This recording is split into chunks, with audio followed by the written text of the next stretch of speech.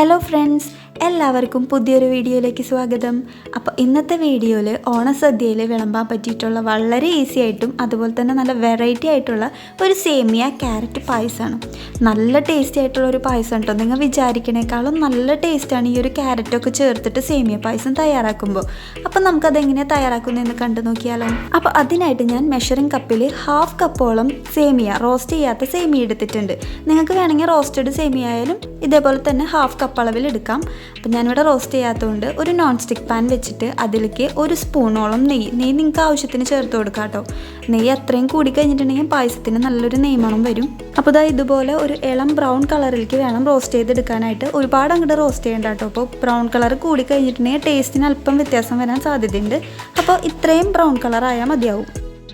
അപ്പം നമുക്ക് റോസ്റ്റ് ചെയ്ത സേമിയ ഒരു പാത്രത്തിലേക്ക് മാറ്റി വയ്ക്കാം. ഇനി ഇതേ പാനിൽ തന്നെ ഒരു 200 ഗ്രാംസോളം ക്യാരറ്റ് നല്ലതുപോലെ തോലൊക്കെ മാറ്റി ക്ലീൻ ചെയ്ത് നല്ലതുപോലെ ഒന്ന് ഗ്രേറ്റ് ചെയ്തെടുക്കാം. എന്നിട്ട് അതും ഇതുപോലെ തന്നെ ഒന്ന് നെയ്യിൽ റോസ്റ്റ് ചെയ്തെടുക്കണം.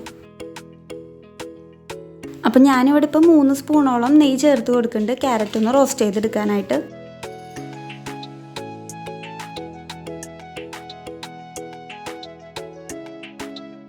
അപ്പോൾ ഒറ്റയടിക്ക് 3 സ്പൂൺ നെയ്യ് ചേർത്ത് കൊടുക്കാതെ ഓരോ സ്പൂണായിട്ട് ആഡ് ചെയ്ത് കൊടുത്തിട്ട് ആവശ്യത്തിന് ചേർത്ത് കൊടുത്താൽ മതി നെയ്യ്.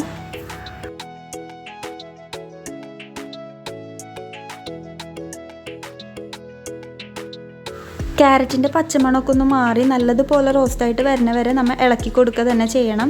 ഒട്ടും ഇടതടവില്ലാതെ ഇളക്കി കൊടുക്കുക. കാരണം അടി പിടിച്ച് കഴിഞ്ഞിട്ടുണ്ടെങ്കിൽ പായസത്തിൻ്റെ ആ ഒരു ടേസ്റ്റ് തന്നെ മാറിപ്പോവും. അപ്പോൾ ഒട്ടും അടിക്ക് പിടിക്കാതെ തന്നെ ഇളക്കി കൊടുക്കുക കേട്ടോ. ക്യാരറ്റ് നല്ലതുപോലെ റോസ്റ്റായോ എന്ന് അറിയാൻ വേണ്ടിയിട്ട് നമ്മൾ സ്പൂൺ വെച്ചിട്ട് ഇങ്ങനെ ഒന്ന് ഇളക്കി നോക്കി കഴിഞ്ഞിട്ടുണ്ടെങ്കിൽ നമുക്ക് മനസ്സിലാവും. അത് ഒന്നുമല്ല തൊട്ടിരിക്കാതെ നല്ല ഡ്രൈ ആയിട്ട് ഇങ്ങനെ നമ്മൾ സ്പൂണിൽ ഇങ്ങനെ എടുത്തിടുമ്പോൾ നല്ലതുപോലെ പൊഴിഞ്ഞ് വീഴും. അപ്പോൾ അതാണ് ക്യാരറ്റിൻ്റെ കറക്റ്റ് റോസ്റ്റ് ആവണ ഒരു പാകം.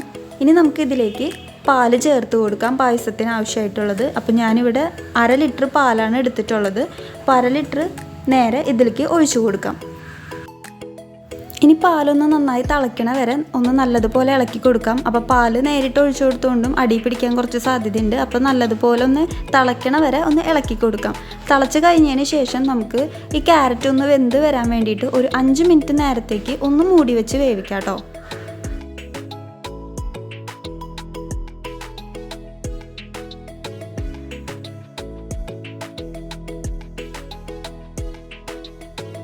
അപ്പോൾ 5 മിനിറ്റ് നേരം മൂടി വെച്ച് വേവിക്കുകയാണെങ്കിലും ഒറ്റയടിക്ക് വേവിക്കാതെ ഇടയ്ക്കിടയ്ക്കൊന്ന് മൂടി പൊക്കി നോക്കിയിട്ട് ഇളക്കി കൊടുക്കണം. അത് അടിക്ക് പിടിക്കാതിരിക്കാൻ വേണ്ടിയിട്ടാണ്. അപ്പോൾ ഇടയ്ക്കിടയ്ക്കൊന്ന് ഇളക്കി കൊടുത്തുകൊണ്ട് വേണം നമുക്ക് മൂടി വെച്ച് വേവിക്കാനായിട്ട്. ഇപ്പോൾ ഇത് നല്ലതുപോലെ ക്യാരറ്റ് വെന്ത് വന്നിട്ടുണ്ട്. ഇനി നമുക്ക് മൂടി വെച്ച് വേവിക്കേണ്ട. 5 മിനിറ്റിന് ശേഷം ഒന്ന് തുറന്ന് വെച്ചുകൊണ്ട് തന്നെ കുറച്ച് നേരം ഒന്ന് തിളപ്പിക്കാം. അപ്പോൾ പായസം ഒന്ന് തിളച്ച് വരുന്ന ടൈം കൊണ്ട് നമുക്ക് പഞ്ചസാരയും ഏലക്കായും കൂടി ഒന്ന് പൊടിച്ചെടുക്കാം. അപ്പോൾ ഞാൻ പഞ്ചസാര 1/2 കപ്പ് അളവിൽ തന്നെയാണ് എടുത്തിട്ടുള്ളത്. അതിലേക്ക് ഒരു 5-6 ഏലക്കായയുടെ തോല് കളഞ്ഞിട്ട് അതിൻ്റെ ഉള്ളിലെ കുരു മാത്രം എടുത്തിട്ട് നല്ലതുപോലെ ഒന്ന് പൊടിച്ചെടുക്കാം. അപ്പോൾ പഞ്ചസാര ഇത്ര മാത്രം പോരാ. അപ്പോൾ ആദ്യം തന്നെ നമുക്ക് 1/2 കപ്പ് അളവിൽ ചേർത്ത് കൊടുക്കാം. ഇനി പോരായ വരുന്നത് നമുക്ക് കുറച്ചും കൂടി പായസം നല്ലതുപോലെ വെന്ത് കഴിഞ്ഞതിന് ശേഷം ചേർത്ത് കൊടുക്കാം. അതുപോലെ തന്നെ ലാസ്റ്റ് കണ്ടൻസ് മിൽക്കും കൂടി ചേർക്കുന്നുണ്ട്.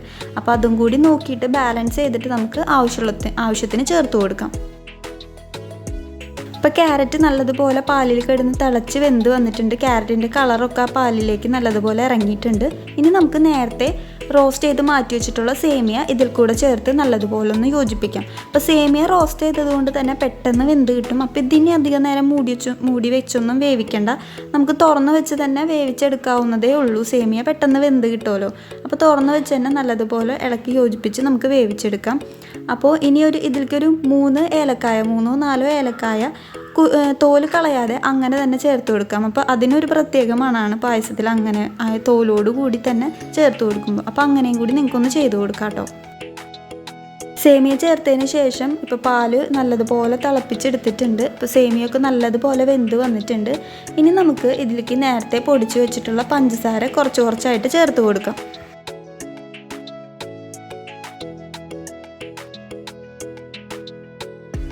ഇനി ഇതിലേക്ക് ഞാൻ ആഡ് ചെയ്ത് കൊടുക്കുന്നത് 2 സ്പൂൺ കണ്ടൻസ്ഡ് മിൽക്കാണ്.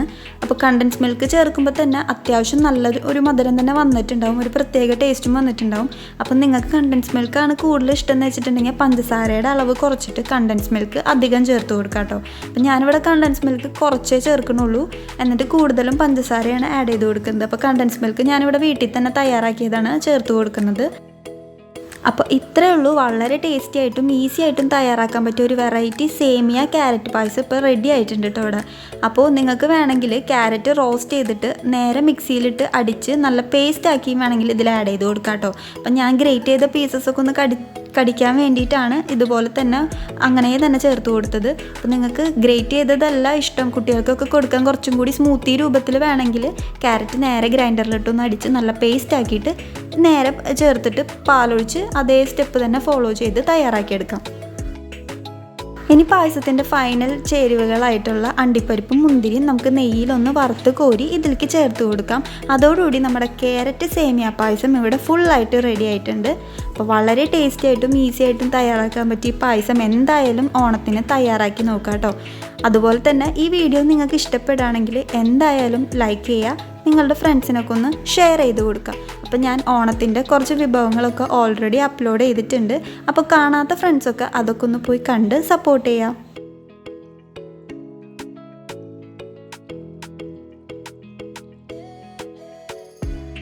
അപ്പോൾ നല്ല ഈസി ആൻഡ് ടേസ്റ്റി ആയിട്ടുള്ള ക്യാരറ്റ് സേമിയ പായസം ഇവിടെ റെഡി ആയിട്ടുണ്ട്. അപ്പോൾ ഇത് പായസമല്ലാതെ പുഡിംഗ് ആയിട്ടും വേണമെങ്കിൽ നമുക്ക് കഴിക്കാം. അപ്പോൾ കുറച്ചും കൂടി ഒന്ന് തിക്കായിട്ട് ഉണ്ടാക്കി കഴിഞ്ഞാൽ നല്ല കുട്ടികൾക്കൊക്കെ വളരെ ഇഷ്ടപ്പെടുന്ന ഒരു സൂപ്പർ ടേസ്റ്റി പുഡിംഗ് പോലെയും നമുക്ക് റെഡിയാക്കി എടുക്കാം ഇത്. അപ്പോൾ എല്ലാവരും ഇതൊന്ന് ട്രൈ ചെയ്ത് നോക്കുക. ഓണസദ്യക്ക് വേണ്ടി മാത്രമല്ല, നമുക്ക് വെറുതെ ഇടയ്ക്കിടയ്ക്കൊന്ന് ട്രൈ ചെയ്ത് നല്ല ടേസ്റ്റി ആയിട്ട് കഴിക്കാൻ പറ്റുന്ന ഒരു പായസം കൂടിയാണ് കേട്ടോ ഈ ക്യാരറ്റ് സേമിയ പായസം. അപ്പോൾ എല്ലാവരും ഒന്ന് ട്രൈ ചെയ്ത് നോക്കിയിട്ട് നിങ്ങളുടെ ഫീഡ്ബാക്സൊക്കെ ഒന്ന് അറിയിക്കുക.